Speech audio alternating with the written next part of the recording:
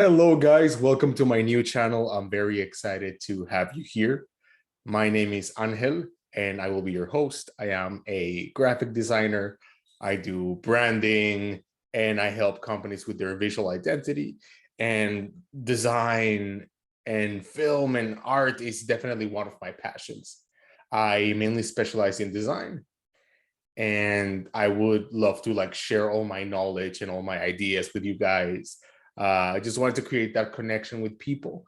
And yeah, I decided to start this YouTube channel. And yeah, thank you so much for watching.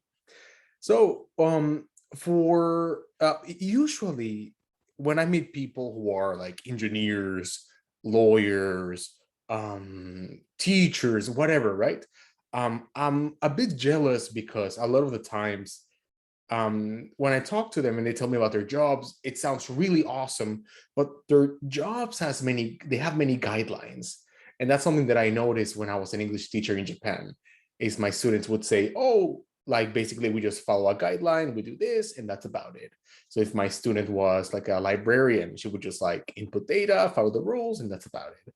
Or if my student was let's say an accountant, just follow the outline, follow this way, just do it like this, and you'll be good.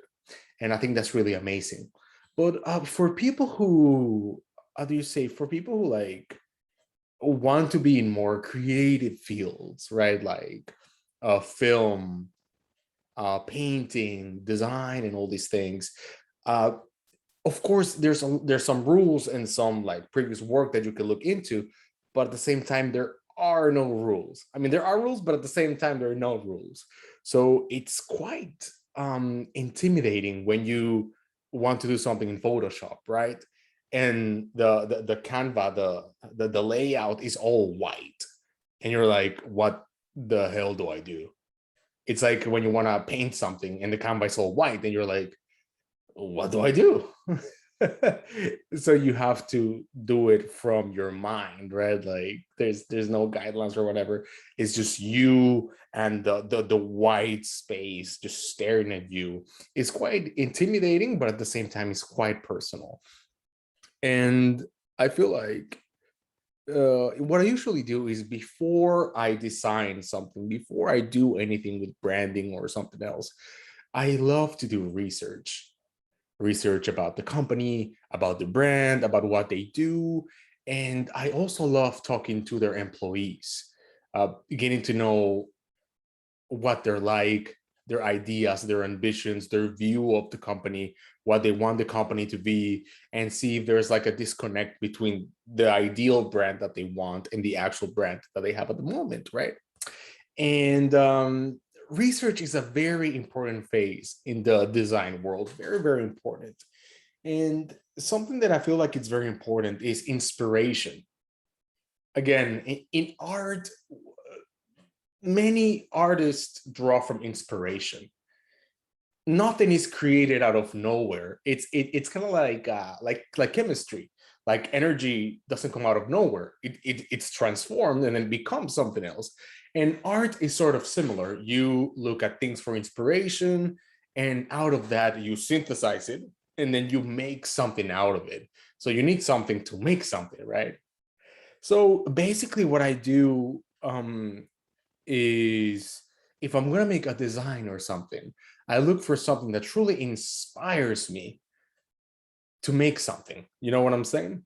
And it doesn't necessarily have to be design. It can be something completely different. So for example, this is one of my favorite anime movies, Akira. I have it here in 4K, one of my favorite movies of all time. And this movie inspired me to create a series of designs for the 40th anniversary of Akira that, in my opinion, looked really cool. And it was thanks to the fact that I watched the movie, I got the feeling of the story, of the characters, their intentions, the color palette, the typography, and everything. And that allowed me to make some Akira designs. You know what I'm saying? Or for example, let's say I also like to do some photography, right? Let's say I take a picture and the angle inspires me, like, oh, maybe I can make a design with this angle and with these colors. I can use these color palettes. So it doesn't necessarily have to be a design per se. I also like to get inspiration from video games. Here I have Mass Effect Legendary Edition. I got a lot of inspiration for these games, especially the color palette, how clean the design is, how they use red and oranges to like demonstrate, sorry, red, orange, and blue to demonstrate a sense of morality and all these things. And it really like inspires me to create designs and to like just do things differently. The artwork is beautiful. Another game that I got, Scarlet Nexus, with this anime cyberpunk style, really awesome game. I also really recommend it. And look at the art style. You see these things and you're like, oh, maybe I can do something similar for a client or something like that, and kind of like give it your own twist. So inspiration is really important. Sometimes you get the jackpot, and I bought this game a while ago, Mortal Shells. It's kind of like Demon Souls, like Dark Souls. And this one, the deluxe set, came with an artwork, right? And you have all this artwork with all these like awesome monsters and stuff. And dude, when you see these things, I'm like, whoa. Like it makes you feel like I want to make something like this, or at least it makes me feel like that, right? What other things? Movies and all this stuff. Music also really inspires me. I love the design from this cover. This is Igor from Tyler, the Creator. This is the vinyl. I love vinyls, and just the how do you say, kind of like the punk aesthetic of it, how minimalist but punk and aggressive it is, and it's just pure Tyler, the Creator, and this is a beautiful design. So you can see beautiful design everywhere, you know what I'm saying? You get inspiration from everywhere: video games, movies, pictures, music. Just listening to something is like, whoa, okay, now I know what I'm gonna make, right? Some design books that I recommend. There's this one. This is a really cool book. I bought it like a couple of months ago. It's called The Universal Principles of Designs. Now, I said before that things in art don't have rules. That is not necessarily true. There are some rules. There are some concepts that like people have thought of that are very interesting. And this one is super practical. It goes straight to the point.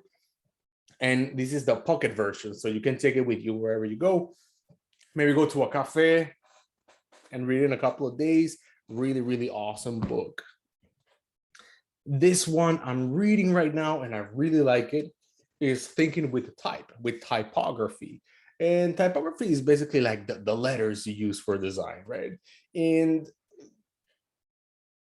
a lot of the times, a lot of people don't see the value of typography, how different letters make you feel, and how a letter can match or not match with a design, right?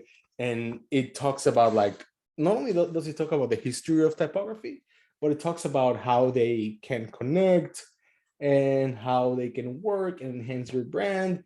This is a beautiful book, Thinking with Type. I really recommend it to anyone who creates content. Next one is a book that I got like a month ago or something, and I haven't read it that much. It's this one, Grid Systems. It's about like composition and grids.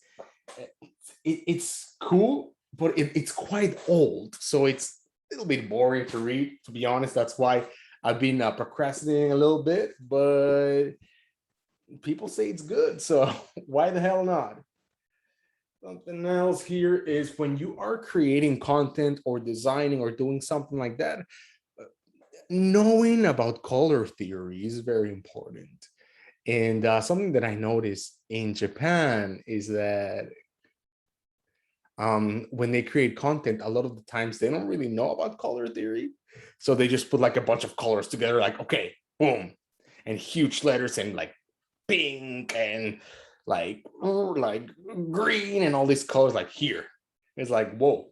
But the color theories about how colors can combine and complement each other and how they work. And this book, The Interaction of Color, even though in my opinion at the beginning is quite boring because he talks about a lot of theories and how to. It's I think it's a book that teachers read it in the classroom because it has a lot of like experiments and stuff like that.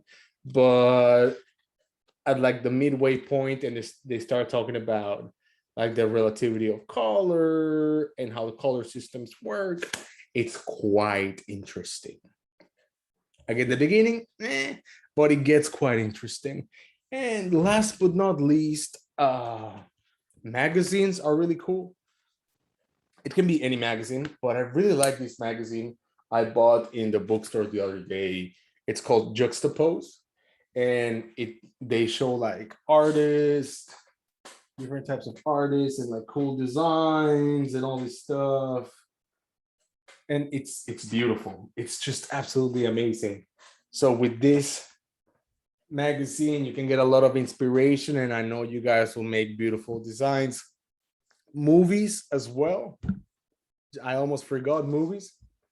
I got this. This is the Stanley Kubrick archives, and yeah, dude. I mean, Stanley Kubrick movies, in my opinion, are art in the sense that if you stop a frame and you see it just a frame, it's a painting. Like when they have like a 1 point perspective, and when you see how everything is laid out, it's just absolutely stunning. And I love to just see how movies are or can be inspiration for content creation and design. Like, oh man, this is 2001 Space Odyssey. Some of these frames are just absolutely stunning. So yeah, guys, inspiration for content creation and design is everywhere, everywhere. I mean, look outside at our architecture, look at buildings, look at houses, look at it's all things that can help you create better content and create better designs. And I think that's one of the goals for this channel, right? A lot of the times companies have really cool visions and they have really cool things they want to tell to their users, to their customers. But because they don't have a, how do you say, they don't package that content in a beautiful and neat way, it loses people. And that awesome information is not delivered. Because design, like I always say, is the first line of defense. Like the first thing that people see when they see a product, when they see something, is the design, is the colors, is how it looks. Same as with people, right? The first thing we see of a person, for better or for worse, right, is their face, their hair, their body, the way they, you know what I'm saying? That's the first thing we say. So design, when it comes to content creation, is super important. And yeah, guys, I think that's about it. I think I covered everything. Thanks so much for joining me today. And please like, comment, subscribe.